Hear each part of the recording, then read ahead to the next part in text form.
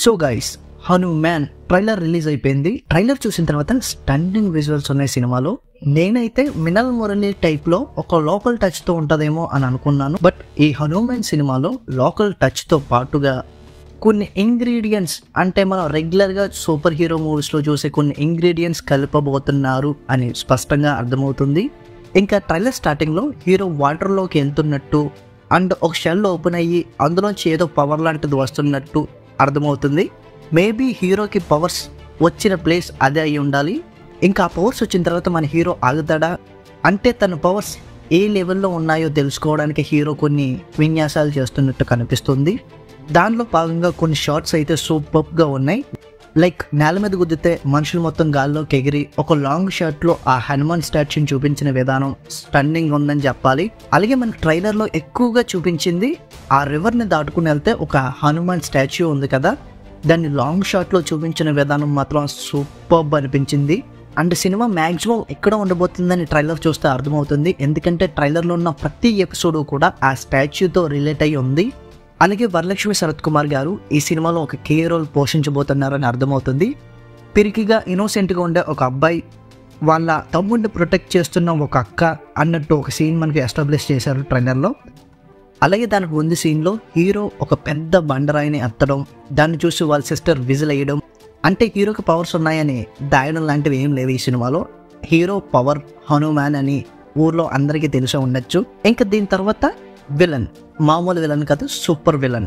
ఆ సూపర్ విలన్కి ఒక super suit, ఆ సూట్ వేసుకుంటే మన హీరోకి పవర్స్ వస్తాయి. బట్ పవర్స్ అనేవి సూట్ వేసుకుంటే రావడం కాదు, మనలో ఉండాలని ఫీల్ అవుతాడు.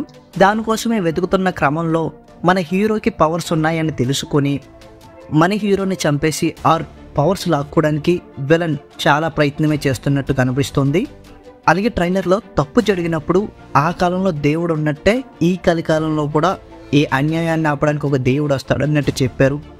అంటే మన విలన్ చేసే అన్యాయాలన్నీ మన హీరో అడ్డుకోబోతున్నాడు, ఆర్ మన హీరో పవర్స్ని లాక్కోవడానికి విలన్ ఇదంతా చేస్తున్నాడు, ఏదైనా అవ్వచ్చు.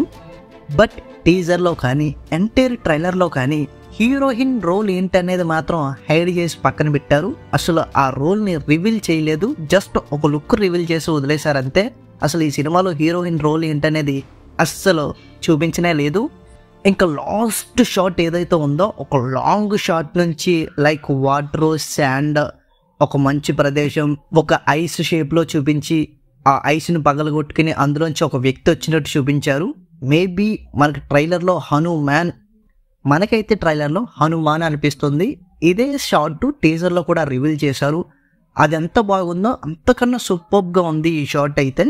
మేబీ హీరో లేవలేని పరిస్థితుల్లో ఆ ప్రాణాపాయ స్థితిలో ఉన్నప్పుడు మేబీ ఆ షార్ట్ వస్తుందేమో అని అనిపిస్తుంది. మరి సినిమాలో చూసి తెలుసుకోవాలి. సో ఓవరాల్గా అయితే మాత్రం అన్ఎక్స్పెక్టెడ్ ట్రైలర్. ఈ రేంజ్లో విజువల్స్ కానీ ఈ రేంజ్లో సినిమాటిక్ షార్ట్స్ కానీ ఉంటాయని నేనైతే ఎక్స్పెక్ట్ చేయలేదు. ఎక్స్పెక్టేషన్స్కి మించి అయితే ఈ ట్రైలర్ ఉంది. సో ఈ ట్రైలర్ మీద మీ ఒపీనియన్ ఏంటో కింద కామెంట్ చేసేయండి. అలాగే వీడియో నచ్చితే లైక్ చేసుకోండి, ఫ్రెండ్స్ అండ్ ఫ్యామిలీతో షేర్ చేసుకోండి. ఫస్ట్ ఆఫ్ ఆల్ మా ఛానల్ మర్చిపోకుండా సబ్స్క్రైబ్ చేసుకుని గురువు గారా ఆ గంట ఏదో కొట్టేయండి. Thank you.